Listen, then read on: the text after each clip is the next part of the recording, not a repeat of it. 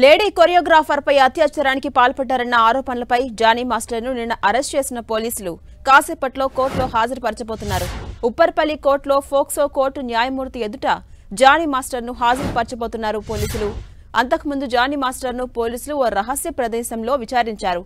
నగర శివారులోని ఓ ఫామ్ హౌస్లో బాధితురాలి ఫిర్యాదుపై కూపీలాగారు. విచారణ ముగియడంతో జానీ మాస్టర్ను ఉప్పర్పల్లి కోర్టుకు తీసుకెళ్తున్నారు పోలీసులు. జానీ మాస్టర్ను ఈ కేసులో మరింత విచారించాల్సి ఉన్నందువల్ల కస్టడీ పిటిషన్ దాఖలు చేసే అవకాశం కనిపిస్తోంది.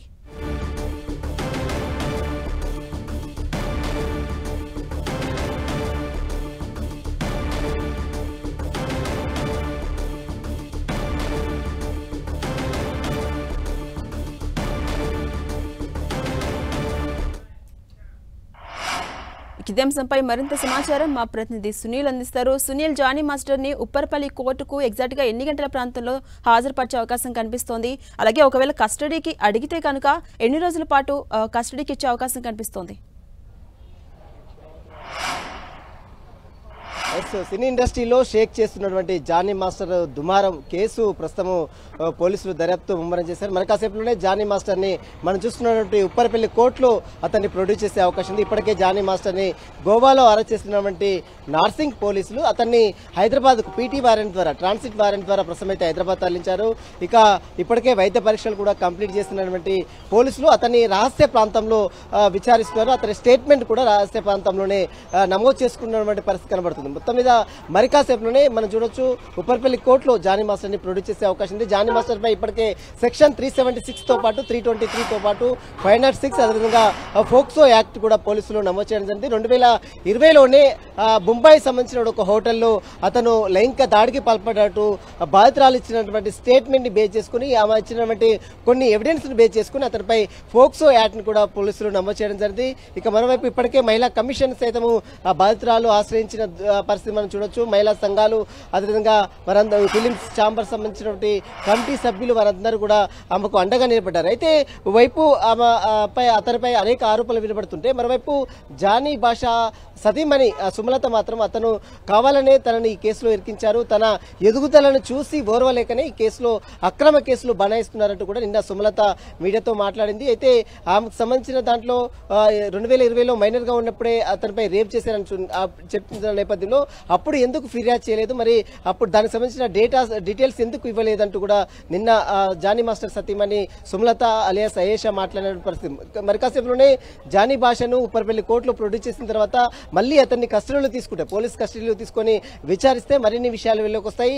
గత 6 సంవత్సరాలుగా లైంగిక దాడికి పాల్పడుతున్నారని బాధితురాలు ఆరోపిస్తుంది. అందుకు సంబంధించిన కొన్ని ఎవిడెన్స్ కూడా బాధితురాలు ఇచ్చింది కాబట్టి అందుకు సంబంధించిన దానిపై పూర్తి విచారణ చేయాల్సినటువంటి అవసరం ఉందని పోలీసులు భావిస్తున్నారు. ఇందుకు అనుగుణంగానే మరి కాసేపులోనే అతని జ్యుడిషియల్ రిమాండ్ తరలించిన ఒకవేళ రిమాండ్ న్యాయమూర్తి ఎదుట ప్రొడ్యూస్ చేసిన తర్వాత రిమాండ్ తరలిస్తే వెంటనే పోలీస్ కస్టడీ పిటిషన్ కూడా దాఖలు చేసే అవకాశం ఉంది. మొత్తం మీద ఉప్పర్పల్లి కోర్టులో మరి కాసేపులోనే జానీ భాష అలియాస్ జానీ మాస్టర్ ని కోర్టులో నార్సింగ్ పోలీసులు ప్రొడ్యూస్ చేసే అవకాశం ఉంది. నిన్న గోవా నుంచి అరెస్ట్ చేసినటువంటి జానీ భాషని పీటీ వారెంట్ ద్వారా హైదరాబాద్ తరలించారు. హైదరాబాద్ లో ఒక రహస్య ప్లేస్ లో అతన్ని సుదీర్ఘంగా విచారించారు. రాత్రి మొత్తం అదేవిధంగా అతని స్టేట్మెంట్ కూడా నమోదు చేసుకున్నారు.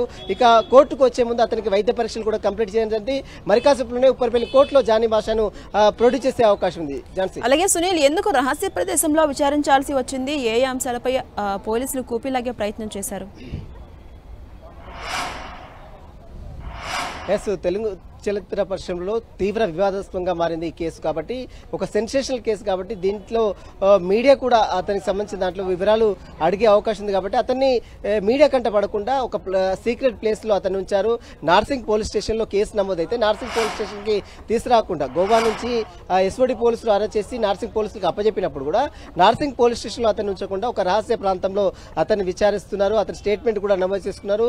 ఇక మరి కాసేపులోనే అతనికి వైద్య పరీక్షలు కూడా ఇప్పటికే కంప్లీట్ చేశారు కాబట్టి మరి కాసేపులోనే ఉప్పర్పల్లి కోర్టులో అతన్ని ప్రొడ్యూస్ చేసే అవకాశం ఉంది. ఇప్పటికే మనం చూస్తాం నార్సింగ్ పోలీసులు సెక్షన్ 376 తో పాటు 323, 506 తో పాటు ఫోక్సో యాక్ట్ మైనర్ బాలిక ఉన్నప్పుడే లైంగిక దాడి జరిపారని బాధితురాలు ఇచ్చిన స్టేట్మెంట్ తో పాటు ఆమె ఇచ్చినటువంటి కొన్ని ఎవిడెన్స్ బేస్ చేసుకుని అతనిపై ఫోక్సో యాక్ట్ కూడా నమోదు చేశారు. మనం చూస్తున్నటువంటి ఉప్పర్పల్లి ఫాస్ట్ ట్రాక్ ఫోక్సో కోర్టులో అతన్ని ప్రొడ్యూస్ చేసే అవకాశం ఉంది. అతనికి దీనికి సంబంధించి మనం చూడొచ్చు ఫోక్సో యాక్ట్ ప్రకారం దాదాపు 20 సంవత్సరాల జైలు శిక్ష ఉంటుంది. మరోవైపు సెక్షన్ 376 ప్రకారం అయితే అత్యాచార ఏదైనా కేసులో దాదాపు 10 ఏళ్ల పాటు జైలు శిక్ష ఉంటుంది. మరి చూడాలి ఈ కేసులో అతనికి సంబంధించిన ఎవిడెన్స్ అన్ని చూసిన తర్వాత కోర్టు మరి అతనికి ఎలాంటి ఈరోజు రిమాండ్ తరలించిన తర్వాత మరి కస్టడీకి ఇచ్చిన తర్వాత కోర్టులో ఎలాంటి విచారణ జరుగుతుంది. ఎందుకంటే అతనికి ఛార్జ్ షీట్ దాఖలు చేసే అవకాశం ఉంటుంది, దీనికి సంబంధించిన ట్రయల్స్ కొనసాగే అవకాశం ఉంది. కాబట్టి మరి చూడాలి ఈ కేసులో జానీ భాషకు ఏ విధంగా న్యాయస్థానాల్లో ఊరట లభిస్తుందా లేదా అనేది కూడా చూడాల్సిన. మరి కాసేపట్లోనే జానీ భాషను ఉప్పర్పల్లి కోర్టులో నార్సింగ్ పోలీసులు కూడా ప్రొడ్యూస్ చేసే అవకాశం ఉంది. అలాగే సునీల్, కోర్టులో హాజరుపరిచిన అనంతరం వివరాలు మీడియా మీటింగ్ పెట్టి తెలిపే అవకాశం ఉందా పోలీసులు?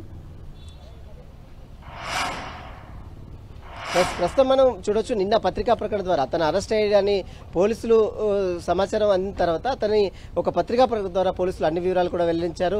ప్రస్తుతం అతనికి సంబంధించిన డీటెయిల్స్ అన్ని కూడా తీసుకున్నారు. ప్రస్తుతం మనం చూడొచ్చు కేసుకు సంబంధించినటువంటి ఏసీపీ కూడా ఇప్పటికే మనం ఉప్పర్పల్లి కోర్టుకు చేరుకుంటున్నటువంటి దృశ్యాలు కూడా మనం చూడొచ్చు.